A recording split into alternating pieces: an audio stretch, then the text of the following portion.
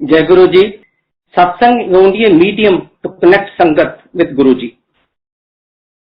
सत्संग जो भी किया जाता है, गुरु जी कहते थे करने वाले का तो फायदा है ही, सुनने वाले का उससे भी ज्यादा फायदा होता है, उसको ज्यादा लाभ मिलता है। It's a two way process.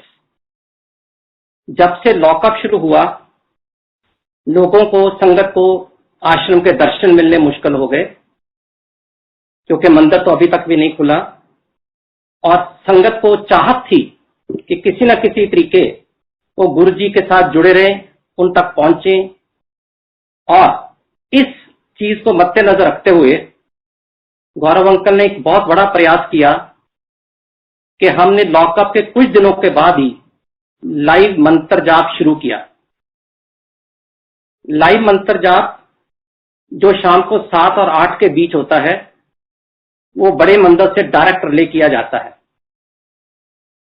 उसके अंदर संगत को गुरु जी के सिंहासन के, गुरु जी की समाधि के, गणेश जी के, शिव जी के, गुरु नानक देव जी के, सबके दर्शन साक्षात होते हैं। और संगत इससे बहुत प्रभावित भी होती है और बहुत अच्छे मैसेजेस आ रहे हैं कि this has been uploaded all over the world. इसके टाइमिंग भी इस तरीके मैनेजमेंट ने सोच के रखे 7 से 8, ताकि अमेरिका वाले सुबह उठ के ये सत्संग सुन लें और ऑस्ट्रेलिया वाले सोने से पहले सुन लें। कोविड-19 क्योंकि चल रहा है, इसका खत्म होने का कोई आसार नजर नहीं आ रहा, इसलिए ये जरूरत समझी गई कि संगत के साथ और भी जुड़ना जरूरी है, और इसके लिए आज से ये सत्संग शुरू किए गए। ऐसे तो लॉकडाउन में बहुत सारे सत्संग हुए हैं, बहुत सारे लोगों ने, बहुत सारे इंडिविजुअल ने अपने अपने कम्युनिकेशन चैनल के थ्रू किए हैं। उसमें से बहुत संगत को अच्छे मैसेजेस भी मिले हैं, लेकिन कुछ ऐसे भी सत्संग थे जो थोड़े से कंट्रोवर्शियल हो गए, और मंदिर मैनेजमेंट को 1-2 रिक्वेस्ट आई कि आप इसके ऊपर क्लैरिफिकेशन दो। मैं ये स्पष्ट करना चाहूंगा कि ये मंदिर मैनेजमेंट का काम नहीं कि किसी के सत्संग के ऊपर कमेंट किया जाए। अगर उस आदमी या उस आंटी या उस अंकल का जो थॉट प्रोसेस है, जो भाव है, वो अपने तरीके से सत्संग करता है, अगर उस भाव और उस थॉट प्रोसेस में कोई चीज गलत है, जो उसमें कुछ त्रुटियां हैं, तो वो गुरुजी और उस संगत के बीच में है, वो आपस में ही इसको सेटल करेंगे। मंदिर मैनेजमेंट इसमें इन्वॉल्व नहीं होती। कुछ लोग मेरे को ये भी पूछेंगे कि जब गुरुजी पब्लिसिटी के अगेंस्ट थे, तो आज हम सत्संग क्यों शुरू कर रहे हैं? Yes, Guruji was against publicity during his life time. जब तक वो चोले में थे, वो नहीं चाहते थे कि पब्लिसिटी हो। उस समय वैसे भी पब्लिसिटी के माध्यम 2 ही थे, print media, that is newspaper, और टेलीविजन। और अब पिछले 15 सालों में सोशल मीडिया इतना एक्टिव हो गया कि बहुत सारे लोगों ने गुरुजी के बारे में बहुत कुछ लिखना शुरू कर दिया। हमने वेबसाइट देखी, फेसबुक देखे, WhatsApp, Instagram, Twitter and so on and so forth. और जब इतना कुछ लिखा जा रहा था, तो apart from changing with time, कोविड-19 हैज कंपेल्ड अस कि हम भी मंदिर मैनेजमेंट की तरफ से भी एक सत्संग जूम के वाया शुरू किया जाए, ताकि संगत को गुरुजी के बारे में और ज्यादा जानकारी दी जाए। जो कुछ सत्संग पीछे दिनों में सुनने में आए, बड़े अच्छे थे। वी मंदिर management is appreciative of them also. और फिर भी ये जरूरत समझी गई कि पुरानी संगत जिसने गुरुजी को जाना, पहचाना और गुरुजी से जो पाया, वो अपना सत्संग शेयर करे, और कुछ नई संगत जिसने गुरुजी का अनुभव फील किया, वो भी शेयर करे। इस चीज को मद्देनजर रखते हुए ये गुरुजी का आश्रम सत्संग की सीरीज शुरू कर रहा है। गुरुजी कहते होंगे सी कि माड़ा टाइम आने वाला है। माड़ा टाइम मीन्स, माड़ा is a very typical Punjabi word, के mean difficult time is about to come and we have seen it that it has arrived. ये एक ऐसा टाइम आया है जिसमें सारे ह्यूमैनिटी, सारी मनुष्यता जात तो घर में बंद हो गई, लॉकअप हो गई, और जानवर सड़कों पे आ गए। तो इवन इस टाइम पे भी आपको शायद मैं बताना चाहूंगा कि मंदिर मैनेजमेंट अपने तरीके से उतनी ही एक्टिव रही और गुरुजी का मैसेज वैसे ही फैलाती रही जैसे संगत एक्सपेक्ट करती है। ये एक बड़ी जरूरी चीज मैं संगत से शेयर करूंगा कि गौरव अंकल के इनिशिएटिव से और दिल्ली एडमिनिस्ट्रेशन और पुलिस डिपार्टमेंट की हेल्प के साथ लॉकडाउन के दौरान हमने लंगर सेवा करके उन लोगों तक पहुंचाया जिनको इसकी ज्यादा जरूरत थी।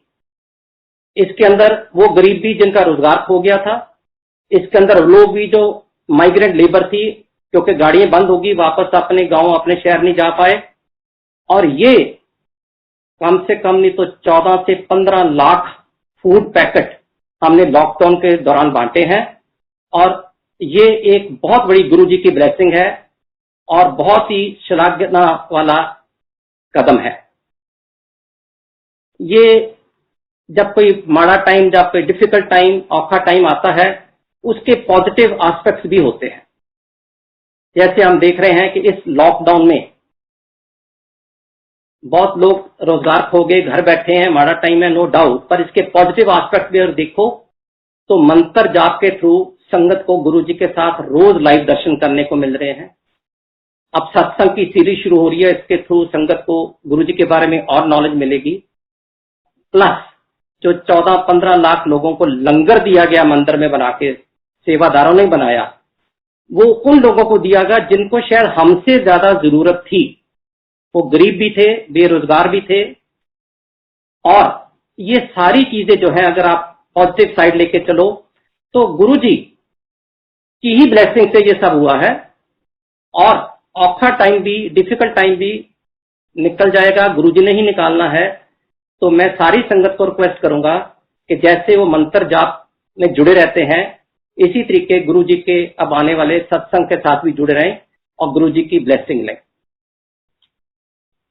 जय गुरुजी। अब मैं अपना सत्संग शेयर करूंगा। गुरुजी के साथ मेरी जर्नी 2001 में शुरू हुई। I was working with the central government and मेरी पूना से चंडीगढ़ पोस्टिंग हुई। As my son was doing his +2, तो वो फैमिली पूना रही और मैं चंडीगढ़ आ गया। जब मैं चंडीगढ़ ऑफिस ज्वाइन किया तो मेरे एक कुलीग थे बदन अंकल। उन्होंने मेरे को आके, ये मार्च अप्रैल 2001 की बात है, 1-2 दफा कहा कि मैं गुरुजी के पास गया था, वो आपको याद कर रहे हैं। तो मैंने कहा मैं तो किसी गुरुजी को जानता नहीं, नंबर 1, एंड नंबर 2 मेरे को ऐसा कोई इंडिविजुअल पे इतना ज्यादा विश्वास भी नहीं कि मैं किसी को ऐसे ही गुरु मान लूं। और but I said it is nice of him कि उन्होंने याद किया, लेकिन जाने का कोई इरादा नहीं था। उसने 2-3-4 दफा मेरे को बोला कि मैं कल गया था, गुरुजी कहते नारंग अंकल नहीं आए। मैंने कहा यार, मैंने कहा मैंने नहीं जाना। मेरी उस समय एक ईगो, मेरी इमेच्योरिटी, मेरी स्टुपिडिटी वो सामने आ गई। क्योंकि मैं एक सीनियर ऑफिसर था, तो मैंने कहा यार मैं नहीं जाऊंगा, पर गुरुजी को कोई काम हो तो मैं कर दूंगा। और बदन अंकल बड़े हंस के बोले, अरे गुरुजी को कोई काम किसी से नहीं, वो तो तेरे को ब्लेस करना चाहते हैं, वो तो महापुरुष है और वहां पे तो सिर्फ शब्द गुरबानी होती है, you will find it very comfortable and मेरी मानो चलो। एनीवे बात हुई और 2-4 रोज के बाद ही बदन अंकल फिर मेरे कमरे में आए कि गुरुजी के माता जी गुजर गए हैं, Guruji's mother had passed away then and he says मैं डुगरी में अफसोस करने जा रहा हूं, would you like to come. अब ये एक ऐसा मौका होता है कि हमारी कुछ संस्कार ऐसे हैं कि जिस शख्सियत ने हमें 2-4 दफा वैसे बुलाया था, मैं नहीं जा पाया फॉर वट एवर रीजन, मैंने कहा चलो चल के अफसोस तो कर ही आते हैं। तो बदन अंकल के साथ मैं चंडीगढ़ से डुगरी गया, 2 घंटे का रास्ता है। हम 10 बजे चले, 12 बजे पहुंच गए और सोचा आधा घंटा अफसोस करेंगे, और वापस 3 साढ़े 3 तक ऑफिस आ जाएंगे। जब हम डुगरी पहुंचे तो गुरुजी घर में नहीं थे। जब गुरुजी घर में नहीं थे तो कुदरती बात है, जिस काम के लिए गए वेट तो करना ही था। हम वहां बैठे रुके और पता चला गुरुजी कहीं बाहर गए हैं या मेडिटेशन में है। और हम जब वहां गए तो मेरे को बदन अंकल ने गुरुजी की फैमिली के साथ इंट्रोड्यूस कराया। गुरुजी के बापूजी को मिलाया, गुरुजी के बड़े भाई, गुरुजी के भाई स्वरूप सिंह जो गौरव अंकल के फादर हैं, गुरुजी की भाभी जी, गुरुजी की सिस्टर कृष्णा बहन जी, इन सबको मिलाया। और हम उन दिनों में बैठक, जिसको पंजाबी में ड्राइंग रूम को बैठक कहते थे, बैठक में बैठ गए और वहां पे बैठ के पहले चाय प्रसाद लिया और फिर गुरुजी की वेट करते करते हमने आपस में थोड़ी बहुत ही गपशप शुरू कर दी। We started chatting with each other.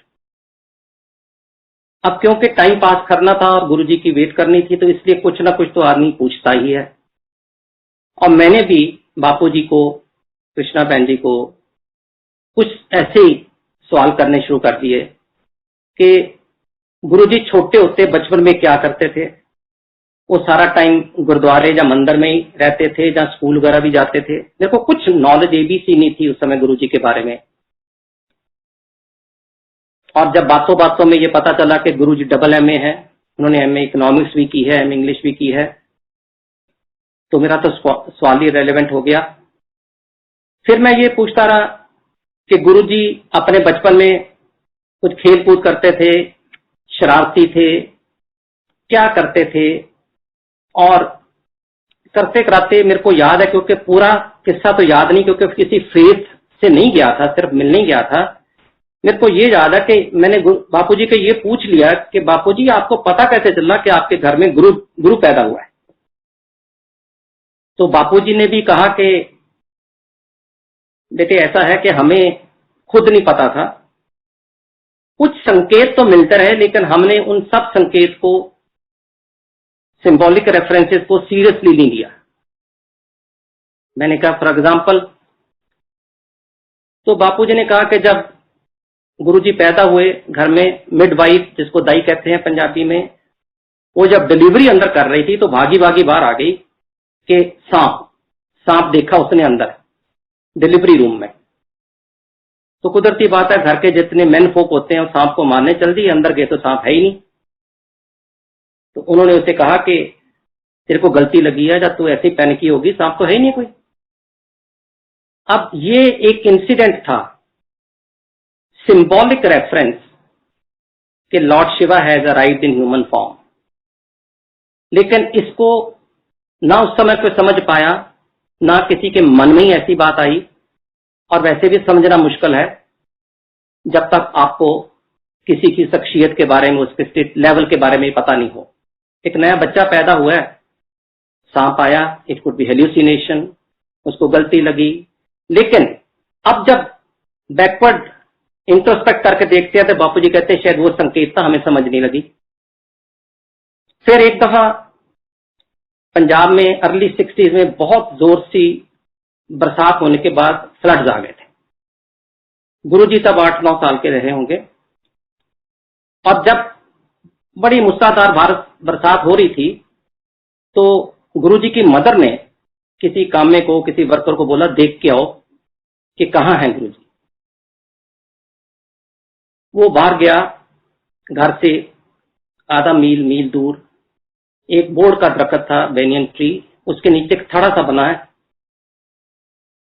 और गुरुजी उसके ऊपर बैठे चौकड़ी मार के मेडिटेशन में थे।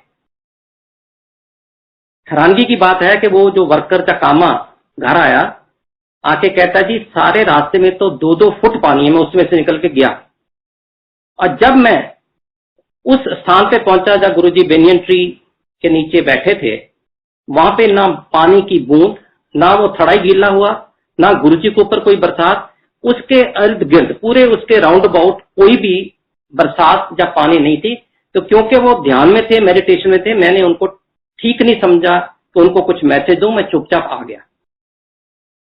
अब इस चीज का घर वालों पे तो कोई यकीन नहीं हुआ। गुरुजी की मदर ने कहा ये पता नहीं क्या करके आया, उन्होंने एक दो आदमी और भेजे, जाओ देख के आओ। उन्होंने भी आके यही कंफर्म किया। बहुत बड़ी बात थी, लेकिन इसको भी लाइटली लिया गया, सीरियसली नहीं लिया गया, taken it as one of the just one of those thing that happen once a while. पर इसको बिल्कुल इस एंगल से नहीं लिया गया कि ये कोई महापुरुष पैदा हुए हैं जो इस तरीके की लौकिक रचना कि सारे गांव में फ्लड है लेकिन उस बोर्ड के दरख्त के नीचे एक बूंद पानी भी नहीं। ये भी बापूजी कहते हैं हमने बड़ा लाइटली ले लिया। एक दिन स्कूल एग्जाम हो रहे थे, तो गुरुजी एग्जाम सेंटर में बैठे थे, एक लड़का आगे बैठा था। उन दिनों में ये बॉल पेन नहीं होते थे, इंक पेन होते थे। उसकी इंक पेन की इंक खत्म होगी कुछ 2-3 सवाल क्वेश्चन आंसर देने के बाद, तो उसने हाथ खड़ा किया। That was a system to tell the invigilator कि मेरे को इंक पॉट ला दीजिए। तो गुरुजी ने पीछे से पूछ लिया क्या चाहिए, उसने कहा इंक खत्म होगी। गुरुजी ने कहा अपना पेन दे। उसने गुरुजी को पेन दिया, गुरुजी ने उसमें फूंक मारी और इंक से भर गया। उतनी देर में इन्विजिलेटर आ गया, उसने दोनों को पकड़ दिया कि आप लोग तो नकल मार रहे हो या कॉपी। तो उन्होंने कहा नहीं कॉपी नहीं कर रहे, मेरी इंक खत्म हो गई थी, मैंने इनको कहा और इन्होंने फूंक मार के इंक डाल दी। इसे कैसे हो सकता है? How am I going to believe it? It is fine. उस इन्विजिलेटर को तसल्ली नहीं हुई, वो स्कूल की टक शॉप में बाहर जाके नया पेन ले आया और आके उसने कहा गुरुजी को अगर तुम्हारे में इतनी शक्ति है तो इसमें इंक भर के दिखाओ। और फिर गुरुजी ने फूंक मारी पेन में और इंक से भर गया। अब वो बहुत परेशान, वो बापूजी का दोस्त भी था, गांव में उठना बैठना था। वो शाम को आके बापूजी को बोलता है कि बापू जी ਤੁਹਾਡੇ घर आपके घर तो जादूगर पैदा हुआ है। They took it as a magician born in that family। वो भी बात हंसी में निकल गई, चली गई। एक गुरुजी के प्रोफेसर जो उनको कॉलेज में पढ़ाते थे वो भी उस समय वहीं मौजूद थे। उन्होंने बताया कि हम कॉलेज में खास करके मैं देखता होता था कि एक लड़का, इन्हीं के बारे में कह रहे हैं गुरुजी के बारे में, एक लड़का जब मैं अटेंडेंस लेता हूं तो क्लास में होता है और जब मैं पढ़ाना शुरू कर देता हूं तो अलोप हो जाते हैं, भाग जाते हैं, होते नहीं क्लास में। और एंड में जब मैं फिर क्लास खत्म होने का टाइम होता है और फिर क्लास में वहीं बैठे होते हैं।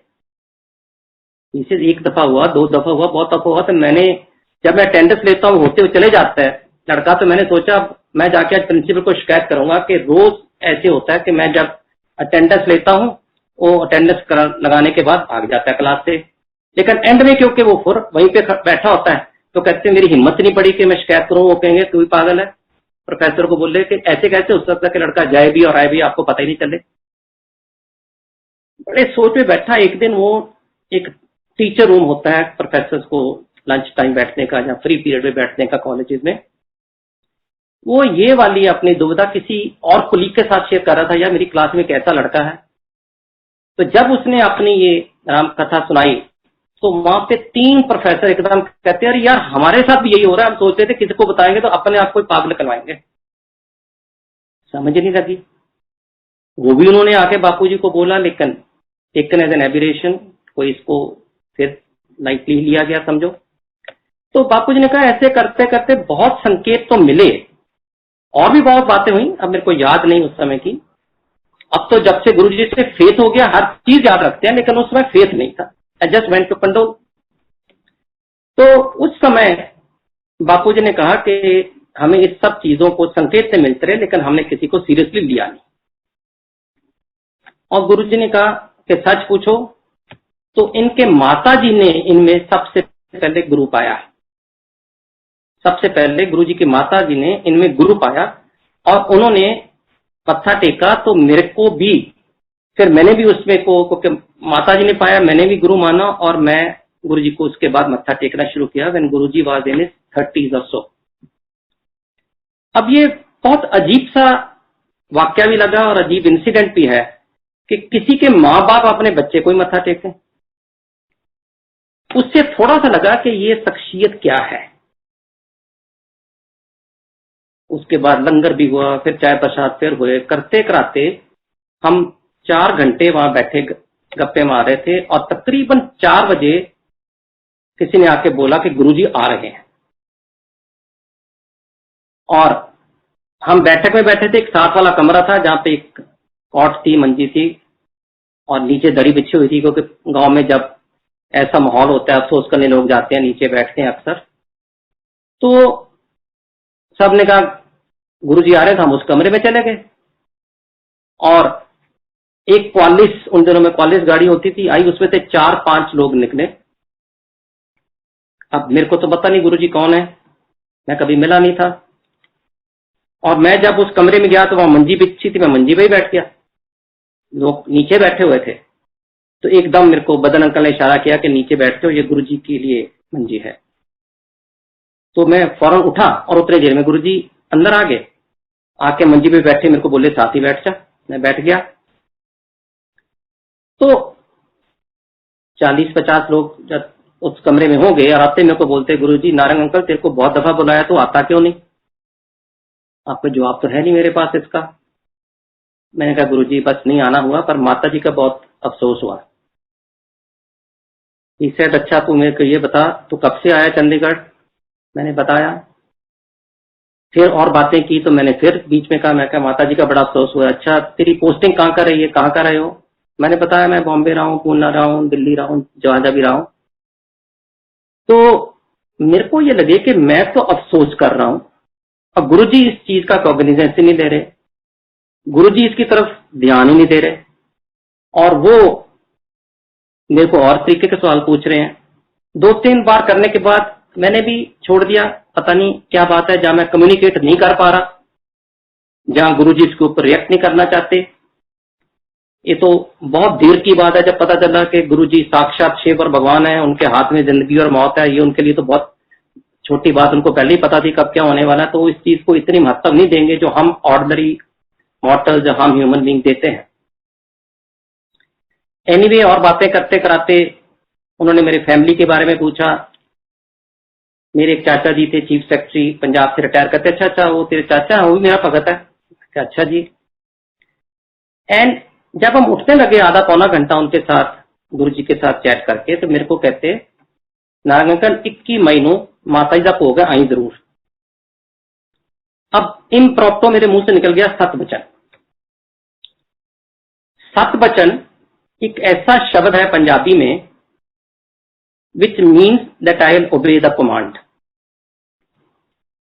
मैं कह सकता था मैं कोशिश करूंगा, मैं कह सकता था कि आई ट्राई माई बेस्ट, लेकिन मेरे मुंह से सतवचन निकला। वो मेरे को लगता है गुरुजी की मेहर थी कि उन्होंने मुंह से ऐसे निकाला। सतवचन मीन्स आई ओबे योर कमांड। अगर किसी को सतवचन कह देते हो तो फिर वो बात करनी जरूरी हो जाती, लाजमी हो जाती है। उसमें भी कोई राज था। गुरुजी अपने बारे में, अपनी शख्सियत के बारे में जानना चाहते, मेरे को बताना चाहते होंगे। मैं कभी कभी ये सोचता भी हूं कि अगर मेरे को गुरुजी उस दिन जाते ही 12 बजे मिल जाते तो शायद मैं गुरुजी का उतना डिवोट डिसाइपल ना बन पाता। लेकिन वो जो 4 घंटे गुरुजी ने दिए, उसके अंदर मैं गुरुजी के बारे में इतना कुछ जाना, उनकी शख्सियत के बारे में जाना, तो एक मन में ये तो पक्का दृढ़ विश्वास हो गया कि मैं किसी बहुत बड़े महापुरुष को मिल रहा हूं। So that 4 hours of conversation with Bapuji and other family members gave me a strong indication कि मैं एक महापुरुष को मिल रहा हूं, तो उसको महापुरुष को महापुरुष की तरह ही मिलना है, ऑर्डिनरी ह्यूमन बीइंग की तरह नहीं मिलना। जब वापस चला गया, चंडीगढ़ पहुंच गया, 2 घंटे का रास्ता था, और मेरे को रात को ही, उसी रात, मेरी उसी रात से अगली रात में, अगली शाम में, कोई एग्जैक्ट याद नहीं, मेरी वाइफ का पूना से फोन आया, क्योंकि my wife and son they were still in Poona, कि क्यों आपने वहां जाके किसी गुरुजी को धार लिया और मेरे को बताया भी नहीं। मैंने कहा मैं किसी गुरु को नहीं धारा, 2-3 मैसेजेस गुरुजी के जरूर आए थे, मैं गया नहीं, और मैं कल गुरुजी की मदर की डेथ हो गई थी, कंडोल करने गया था। और धारणा तो तब होता है जब उनका पक्का डिसाइपल बन जाऊं, उनकी शरण में चले जाऊं। पर यस, उन्होंने कहा है कि भोग पे आना, और मैंने सत वचन कर दिया, अब मैं 21 मई को फिर जाऊंगा। मैंने कहा आपको कैसे पता चल गया? इसे पूना में एक आंटी हैं जिनका पूना में एक आंटी है जिनका बेटा पूना में पढ़ रहा था, वो दिल्ली से पूना गई हुई थी, और वो उनको मिली और उन्होंने बोला कि नारंग अंकल गुरुजी के पास हुआ है, बहुत अच्छी बात है। आई वाज टेकन बैक के मतलब इतनी जल्दी उनको मैसेज भी मिल गया, पता भी चल गया। अब 4-5 दिन के बाद, मैं जहां तक मेरे को याद है, मैं 16 मई 2001 को गुरुजी को सबसे पहले मिला था, जब उनके घर स्पोर्ट्स करने गया था माता जी का, और उसके बाद 21 मई को डुगरी में भोग पे गया। मैं जब भोग पे गया तो मैं अपनी ऑफिस कार में थी। जब ऑफिस कार थी तो जो सेवादार ने, उन्होंने वहां वीआईपी पार्किंग में गाड़ी लगवा दी और मेरे को अंदर ले गए। हजारों की तादाद में संगत वहां पे थी, और मेरे को उन्होंने अंदर ले जाके एक एनक्लोजर बना हुआ था, थोड़ा सा वीआईपी एनक्लोजर, वहां बिठा दिया। और वहां पे बहुत बड़े बड़े आर्मी के general, officers, police officers, politicians, corporate world के लोग, बड़े हूज हू सब बैठे हुए थे। तो बड़ा लगा कि वहां कुछ बात तो होगी, इतनी दुनिया और इतने बड़े बड़े लोग आए हैं। पढ़ा लिखा आदमी तो बिना सोचे समझे फेथ नहीं करता, और अगर इतने लोग आए तो कुछ तो बात है। भोग सिख मर्यादा के मुताबिक था, गुरु ग्रंथ साहब का प्रकाश हुआ था, और जब मैं अंदर गया था तो भाई हरबंस सिंह जगाधरी वाले गुरबानी कीर्तन कर रहे थे। इतनी देर में मेरे मन में एक ख्याल आया कि यार अब तो गुरुजी पंडाल में है नहीं, अभी आएंगे। तो मैंने 2-4 दिन पहले देखा था, आएंगे तो सारी संगत उठ के उनके पांव लगाने शुरू कर देगी, और गुरु ग्रंथ साहब की मर्यादा के मुताबिक गुरु ग्रंथ साहब के हजूरी में किसी और आदमी या किसी शख्सियत को पांव नहीं छुए जाते। एक ख्याल आया मेरे मन में, जस्ट ए रैंडम थॉट। ख्याल आने की देर थी, in the next few seconds एक अनाउंसमेंट हुई कि गुरुजी पंडाल में आ रहे हैं, और उनका हुक्म है कि संगत में से कोई भी उठ के गुरुजी को मत्था नहीं टेकेगा, क्योंकि गुरुजी ने कहा जब गुरु ग्रंथ साहब मौजूद होते हैं, उपस्थित होते हैं, तो उनकी हाजिरी में वही सुप्रीम होते हैं, तो मेरे को कोई मत्था नहीं टेकेगा। मेरे तो मन में एकदम लगा, यार मैंने सोचा कैसे, और एकदम जवाब भी मिल गया इन नो टाइम। अच्छा लगा, नो डाउट। और 3-4 मिनट बाद गुरुजी भी आ गए, उसी एनक्लोजर में आके तकरीबन मेरे से 3-4 लोग छोड़ के आगे बैठ गए। बैठते ही उन्होंने मेरी तरफ देख के एक बड़ी मिस्चीवियस सी स्माइल दी, जिसका मतलब ये था कि तेरा डाउट क्लियर हो गया, तेरे मन में कोई एप्रीहेंशन थी, क्लियर हो गई। तो मैंने भी उसी तरीके स्माइल देके एक्नॉलेज किया, ग्रेटिट्यूड के हाँ जी हो गई। उसके बाद हम बैठे रहे, और कीर्तन चलता रहा, भोग पड़ा। जब उठे तो उस समय एक प्रथा थी कि गुरुजी सारी संगत को कड़ा प्रसाद अपने हाथ से देते हैं। मेरा तो फर्स्ट टाइम था, और संगत इतनी थी हजारों में, तो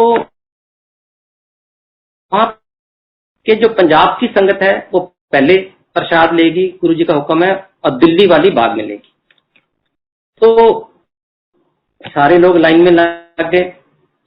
लंगर लेने के बाद जब लाइन में लग गए तो कुदरती बात है, लाइन इतनी लंबी थी कि अगर मैं भी लाइन में ही नॉर्मली लग जाता तो मेरे को भी कुछ टाइम लगता प्रसाद लेने के लिए।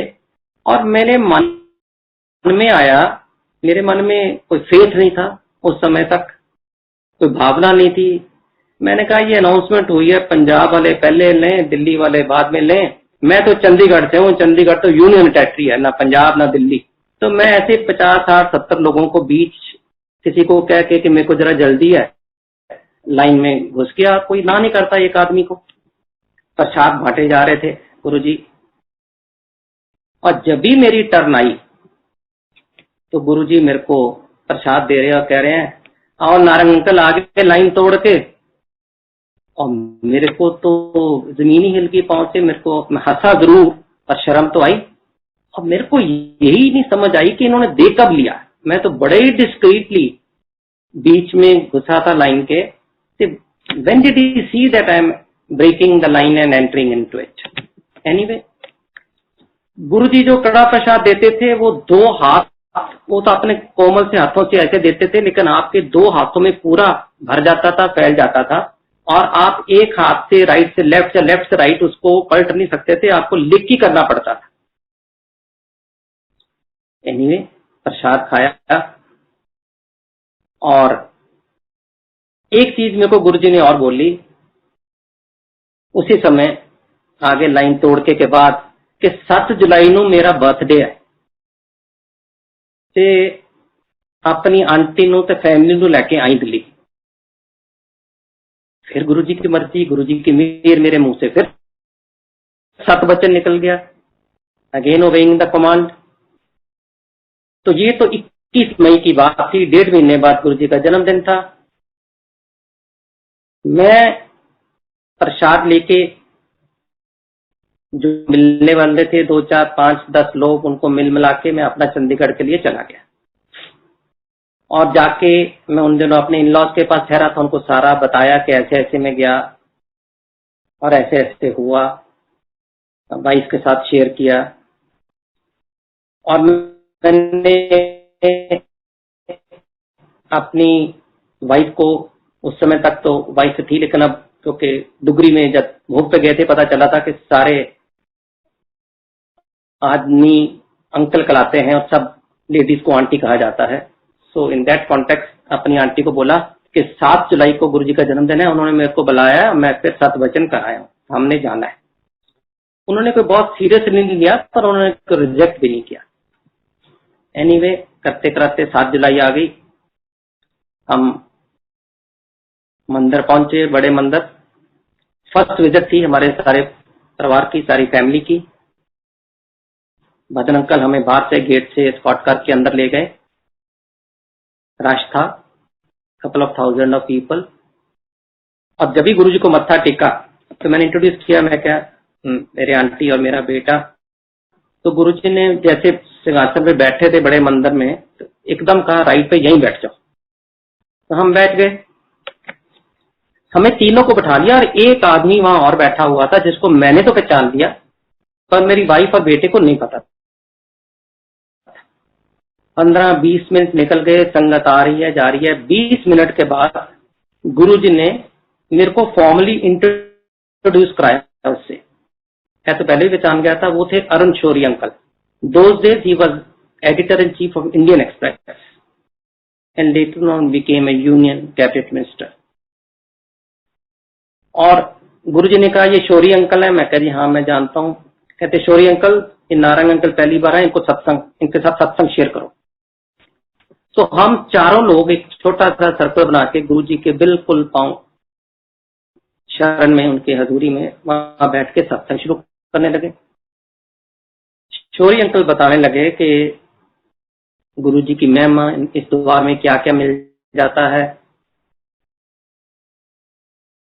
और अपना पर्सनल एक्सपीरियंस बताए कि मेरी वाइफ को, शौरी अंकल की वाइफ को पार्किंसन की बीमारी थी। वो 7-8 साल से बेड रिडन थे, और कहते हैं कि मैंने कोई डॉक्टर नहीं छोड़ा, कोई इलाज नहीं छोड़ा। इनकी सारी रिपोर्ट्स अब्रॉड भी भेजी, अमेरिका, यूरोप, जहां जहां भी उनके कनेक्शन थे, लेकिन इसका कोई इलाज उस समय भी नहीं था, अभी भी नहीं निकला। और सब जितने बाबे, जितने गुरु, जितने धार्मिक स्थान, जितने सेंट, सबके पास गया पर कुछ नहीं मिला। एक दिन कहते हैं मेरे एक फ्रेंड ने इंसिस्ट किया कि अरुण शौरी अंकल को कि आप बहुत जगह हो आए हो, एक दफा मेरे गुरुजी के पास चलो। तो मैंने कहा फर्स्ट रिएक्शन कि नहीं, अब बहुत मैं ट्राई कर ली, कोई इलाज तो है नहीं, क्या करूंगा। पर क्योंकि एक अच्छा दोस्त था, उसने सिंसियरिटी में प्यार से कहा था, उसको ना नहीं कर पाया, और गुरुजी के पास आ गए। शाम जब गुरुजी के पास आ गए तो उस इन शौरी अंकल के फ्रेंड ने गुरुजी को मनाया, ये शौरी अंकल है, इनकी वाइफ को पार्किंसन है। गुरुजी कुछ बोले नहीं, बैठ गए। शौरी अंकल भी बैठ गए, चाय प्रसाद हो गया, लंगर प्रसाद हो गया। उस समय की प्रथा थी कि एम्पायर स्टेट में क्योंकि 300-400 की संगत होती थी, संगत आने के टाइम तो मत्था टेकती थी, जाने के टाइम ही गुरुजी से आज्ञा लेके मत्था टेक के जाया जाता था। अभी क्योंकि संगत बहुत बढ़ गई है, लाखों में हो गई है, तो हम अक्सर मंदिर में अनाउंस कर देते हैं कि बाहर से इजाजत है, ताकि आने वाली संगत को असुविधा ना हो।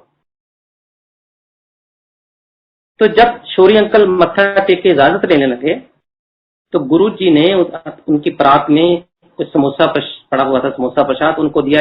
ले अपनी वोटी दे दी, वोटी इज वाइफ इन पंजाबी, ये अपनी वोटी दे दी, ये वो भी प्रसाद है। अब वो लेके बाहर तो आगे, but he was very curious कि ये क्या प्रसाद हुआ।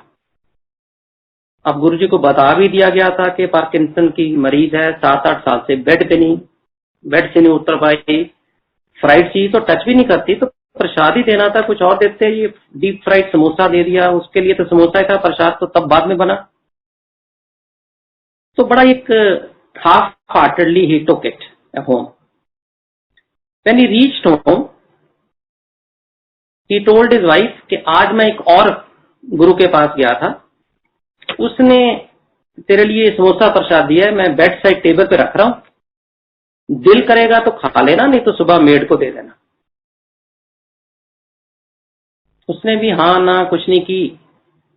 और अरुण शौरी अंकल कहने लगे क्योंकि मैं एडिटर था इंडियन एक्सप्रेस का, मेरे को बहुत रात को काम होता था, एडिटोरियल लिखना और कुछ करना, तो हमारा एक अरेंजमेंट था कि हम इंडिपेंडेंट कमरे में सोते थे, लेकिन मैं सुबह बैठी के टाइम वाइफ के पास आ जाता था, इकट्ठे बैठी पीते थे। इसे मैं कह के चला गया सोने, और जब मैं सुबह उठ के वाइफ के पास आया तो और देखा अनीता, उनकी वाइफ का नाम है अनीता, वहां है ही नहीं बेड पे। मेरे को लगा कि नर्स तो सुबह लेट आती है और मेड जो रात को सोती है उसकी भी चप्पल नहीं पड़ी, तो किसके कहाँ गई। तो ही yelled Anita Anita and she said don't worry I am in washroom, I am coming back. तो 2-3 मिनट के बाद जब वॉशरूम के दरवाजे से निकले तो अनीता आंटी चल के बेड पे आ रहे हैं, जो कि 7-8 साल से बेड पे ही थे। अरुण शौरी को बड़ी हैरानगी हुई कि साथ में हेल्प कोई नहीं, मेड कोई नहीं, नर्स कोई नहीं, और एक सोटी की स्टिक के सहारे चले आ रहे हैं। उन्होंने एक तरफ नजर मारी, साइड टेबल में देखा समोसा नहीं है, तो वो कहने लगे ये तो समोसा प्रसाद खा गई। तो जब आके बेड पे बैठे तो पूछे अनीता ये कैसे चल पड़ी तो सडनली। इसे तो आपने कहा था, मैं कल गुरु के पास गया था, उन्होंने ये समोसा दिया और उन्होंने तो समोसा प्रसाद बोला, और मैं तेरे बेड साइड टेबल रख रहा हूं, दिल करे तो खाना, नहीं दिल करे तो सुबह मेड को दे देना। कहते मैंने भी सीरियस नहीं लिया, मैंने नहीं खाया। कहते रात को 12-1 बजे मेरे को पता नहीं किस फोर्स ने आके, किस शक्ति ने आके मेरे को मजबूर किया कि ये मैं खाऊं। तो कहते मैंने उठ के समोसा प्रसाद बैठ के बेड पे खाया, और खाके अनकॉन्शियसली, बिल्कुल मन में आया नहीं मैं चल नहीं सकती, तुर नहीं सकती, ऐसे बिल्कुल अनमाइंडफुल, कहते मैं समोसा प्रसाद खाया और उठ के वॉशरूम चली गई। जब मैं वापस आई तो मैं देखो मैं तो अपने आप चल पड़ी।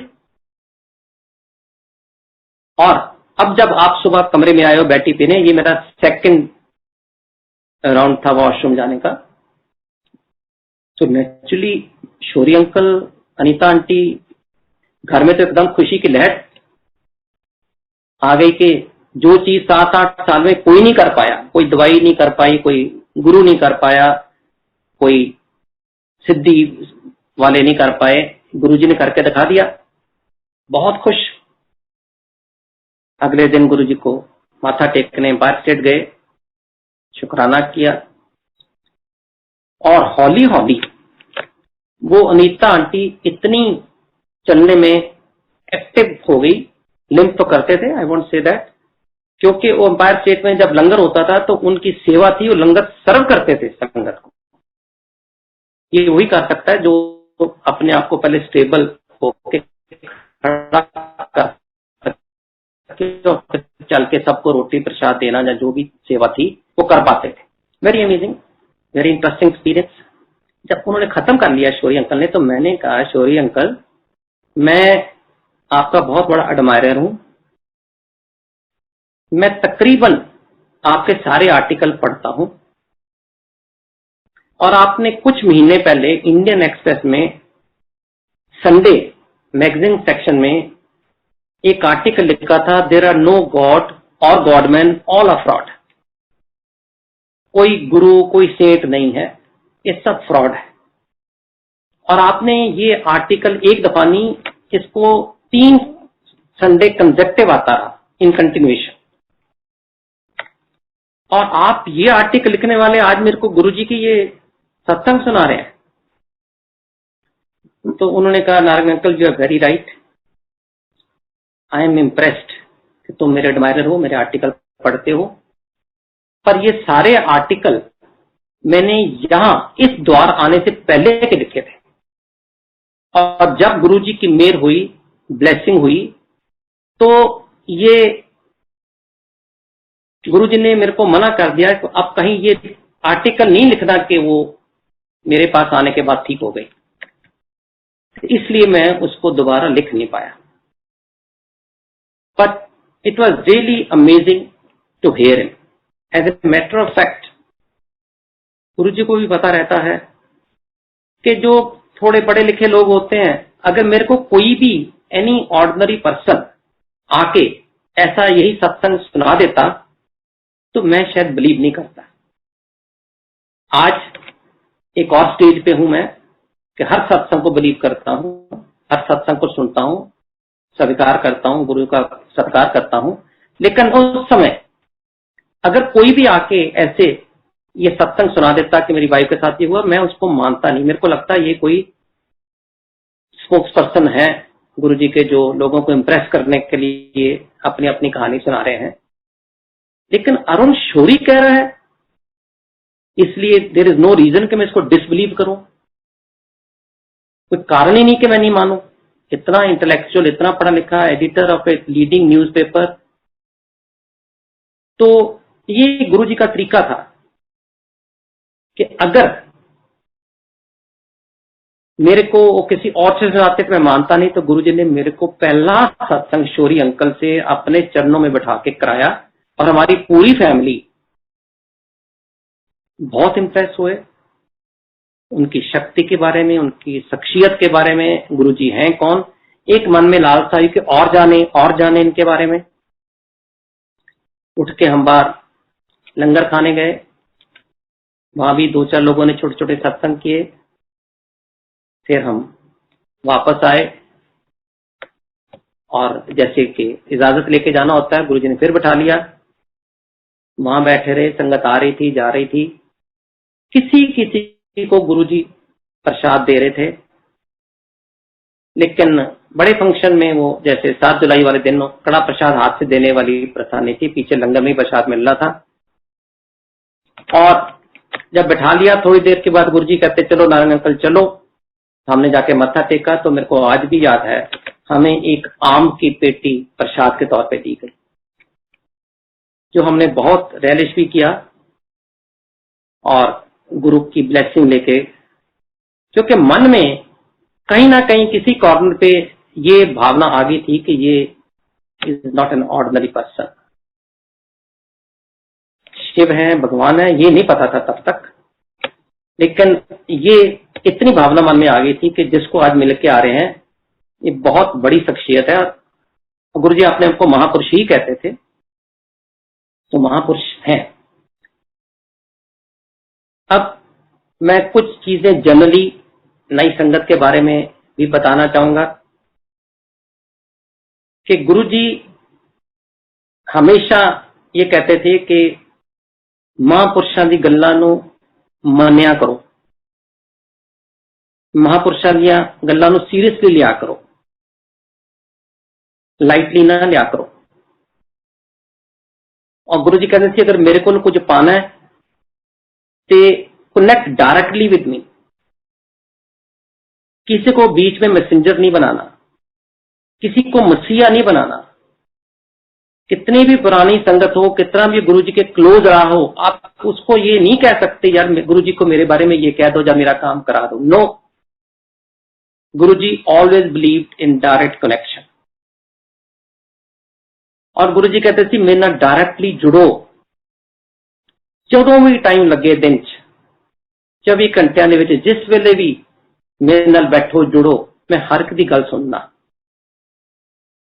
गुरु जी कहते मेरे जोड़िया नाल गल करो, किसी घर ने मेरे कैलेंडर के अगे स्वरूप के अगे कोई गल करो, मैं सुनना।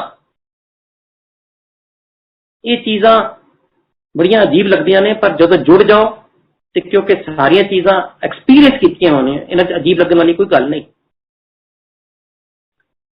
और गुरु जी दूसरी चीज, ये मैं general principle of connecting to Guruji बता रहा हूं। मैं अपना सत्संग बाद में जब कभी मौका मिला फिर कंटिन्यू करूंगा। सत्संग बहुत है, गुरु जी की बहुत मेहर रही है, लेकिन नई संगत के लिए कुछ जनरल प्रिंसिपल्स बताने जरूरी हैं। तो डायरेक्ट कनेक्शन के ऊपर गुरु जी का बहुत जोर था। कोई आंटी अब्रॉड से आई थी, उसको किसी ने बोला कि गुरुजी कहते हैं अमृत वेले जुड़ो। वो अमृत वेले कितने बजे होता है? रात को 2 बजे, 3 बजे, 4 बजे, 5 बजे, कई लोगों को पूछ रहे थे। तो गुरुजी ने एक दिन उसे बुला के बोला, आंटी तू जगह जगह पूछती पई है अमृत वेला कितने बजे होता है, तू मेरे नाल जब भी जुड़ जाएगी ना अमृत वेला। It's so beautiful. Time is neither A constraint nor a factor. गुरु के साथ जुड़ना इज इंपॉर्टेंट। 24 घंटे में जब भी आपको 5-10 मिनट, आधा घंटा, घंटा मिले, गुरु के साथ जुड़ो, मेडिटेट करो, गुरु से बातें करो, गुरु सुनता है। और दूसरी चीज गुरु जी कहते थे टोटल सरेंडर। ये एक बड़ी रिलेटिव टर्म है, very easy to say, difficult to practice. Total surrender जो मैंने समझा कि गुरु जी कहते थे गुरु के पास आए तो सब कुछ गुरु पे छोड़ दो, अपनी मेहनत करो, अपनी कमाई करो, अपने फर्ज पूरे करो, लेकिन रिजल्ट मेरे पे छोड़ दो। और टोटल सरेंडर में गुरु जी कहते थे कि total means total. For example, अगर कोई आपके मन में 10 डिमांड या 10 डिजायर होती है, आप गुरु जी के पास जाते हो, मन में सोचते रहते हो ये हो जाए, ये हो जाए, ये हो जाए, और उसके बाद आके आपके पास अच्छी पोस्ट है, रिसोर्सफुल हो, 2 जगह फोन करते हो, काम हो जाता है। आप पैसे वाले हो, 4 जगह पैसा चढ़ाते हो, काम हो जाता है। फिर 1-2 काम रुक जाते हैं, नहीं होते। और जब फोन करने से या पैसे चढ़ाने से काम हो जाए, आप सोचते यार मैं बड़ा पावरफुल हूं। जो काम नहीं हुआ उसके लिए जाके कहेंगे गुरु जी मेरा अभी तक वो काम नहीं हो रहा, आप करो ना। क्योंकि आप ये भूल गए कि जो पहले 2 काम आपने फोन करके या मनी पावर से कराए हैं, वो भी गुरु की मेहर बिना नहीं हो सकते थे। आप पहले उन कामों का गुरु जी का शुक्राना करो, गुरु जी ये हो गया आपकी मेहर। ये मत सोचो मेरी रिसोर्सफुलनेस थी, मेरी पावर थी, मेरी पोजीशन थी। नो, तो गुरु जी बहुत बहुत शुक्रिया कि ये काम हो गए। फिर कहो कि मेरे ये 1-2 रहते हैं, उसका टाइम हमेशा गुरु जी के पास ही होता है, कब किस टाइम करना है। उसका कोई टाइम शेड्यूल नहीं होता, टाइम फ्रेम नहीं होता। और गुरु जी से आप टाइम के बारे में पूछ भी नहीं सकते, क्योंकि महापुरुष अपने हिसाब से जिस टाइम पे करना है उसी टाइम पे करते हैं। गुरु जी का एग्जाम्पल खुद दिया करते थे कि मेरे पास जब भगत आता है और उसको 15 दिन बाद उसका स्कूटर का एक्सीडेंट हो जाता है, उसकी टांग फ्रैक्चर हो जाती है, उसको डॉक्टर 6 हफ्ते का रेस्ट दे देता है। अब वो जब 6 हफ्ते बैठा हुआ बेड पे, एक ये सोच सकता है यार अच्छी भली लाइफ चल रही थी, गुरु के पास गए और टांग टूट गई। लेकिन जो मेरा भगत होगा वो ये सोचेगा कि सिर्फ टांग ही टूटी है, पता नहीं कौन सा कष्ट गुरु जी ने टाल दिया। और वो जब 6 हफ्ते बाद उठेगा गुरु का शुक्राना करने जाएगा। ये सरेंडर है। तो गुरु जी टोटल सरेंडर पे बहुत जोर देते थे। हर चीज पे, कोई चीज मैं नहीं कर रहा, वो ही कर रहे हैं। और गुरुजी ये भी कहते थे कि मेरे भक्तां दी लाइफ में कुछ भी कोइंसिडेंस नहीं होता, मैं ही उनकी लाइफ रेगुलेट करता हूं। तो आप ये कहो कि ये काम हो गया, चलो यार कोइंसिडेंस ही हो गया, no, Guru only has made it possible.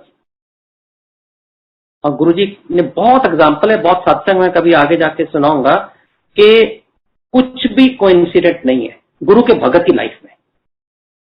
सब गुरुजी रेगुलेट करते हैं और गुरुजी को पता रहता है कि किसको किस समय क्या चीज की जरूरत है। और ये दो fundamentals of being disciples of Guruji, being good bhagat of Guruji, being devout follower of Guruji, अगर आप फॉलो करो, total surrender and direct connection, फिर आपको स्वयं गुरु के किसी और पे डिपेंड होने की जरूरत नहीं लाइफ में। He will take care of all your needs, all your necessities, he will take care of all your problems. और जब जब भी जो जो गुरु के साथ जुड़ रहा है, जितने सत्संग आप सुनते हो, उनकी मेहर तभी होती है जब आप उनके साथ पूरा जुड़ जाते हो और गुरु को पता होता है किस चीज की जरूरत है, उस पर मेहर अभी देनी है। गुरुजी कहते थे जब मेरे पास आते हो, आपके कर्मों का हिसाब है, कर्म सबको भुगतने पड़ते हैं, पर 90% कर्म गुरु अपने भक्तों के अपने ऊपर ले लेता है और बाकी 10% कर्म तो आपको भुगतने ही पड़ेंगे। और वो कैसे भुगतेंगे, कब भुगतेंगे, उसका कितना लंबा पीरियड होगा, ये सब गुरु पे छोड़ दो। गुरु को कंप्लेंट मत करो, शिकायत ना करो। और गुरुजी सबसे बड़ी बात कहते थे, गुरु को प्यार करो। Love your Guru, always love your गुरु। शिकायत करना गुरु के सामने शोभा भी नहीं देता संगत के किसी गुरु परिवार में।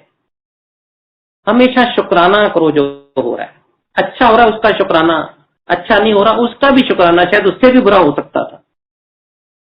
तो इसलिए गुरु के साथ जुड़ो। और गुरुजी एक चीज कहते होते थे, आयो ते अंधेरिया करो। जो गुरु के साथ जुड़ रहे हैं, जो पहले जुड़ गए ठीक है, जो नए जुड़ रहे हैं वो आंधे रहो। मैं और टाइम नहीं लूंगा क्योंकि सत्संग बहुत है, लेकिन बहुत खुशी हुई कि आज लॉकडाउन के बाद पहली बार मैं एक सत्संग कर रहा हूं, जबकि संगत मेरे सामने नहीं है और मैं एक कमरे में बैठे गुरुजी के दरबार के आगे ये सत्संग कर रहा हूं। मुझे उम्मीद है कि गुरुजी के आश्रम की तरफ से ये किया गया, शुरुआत ये की गई लड़ीवार या सीरीज ऑफ सत्संग, संगत में एक नया उत्साह पैदा करेंगे और संगत इस मैसेज के साथ कि वो सत्संग के थ्रू गुरुजी के साथ और कनेक्ट होंगे। बेशक फिजिकली मंदिर नहीं जा पा रहे, लेकिन बॉन्डिंग और स्ट्रांग होगी और गुरु का भगत, गुरु और संगत एक मिक होकर आगे चलेंगे और गुरु का परिवार बढ़ेगा। यही मेरी कामना है। सबको शुभकामनाएं देते हुए जय गुरु जी।